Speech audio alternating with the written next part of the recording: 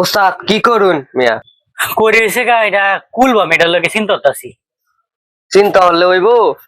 না চিন্তা হলে তো হইতো না, কাজ তো করতে হবে, কিন্তু চিন্তাটা হয়েছে কেন দেখ, দেখাই নে এটা কোটি নাট দেখছো, এটা কোটু গুলি নাট এনো আবার ফাঁয়ের ভিতরে না, প্রায় 30টার উপরে নাট। এই নাট চিন্তা করতেছি, নাট খুলতে খুলতে হয়ে যায় আমি ওয়ারান, তারপরে কি ঠিক করবো, আর এটা দু একবার সমস্যা আবার ফিটিং করে আবার তো খুলতে কতটুকু সময় যাইবো গা। Machine আছে।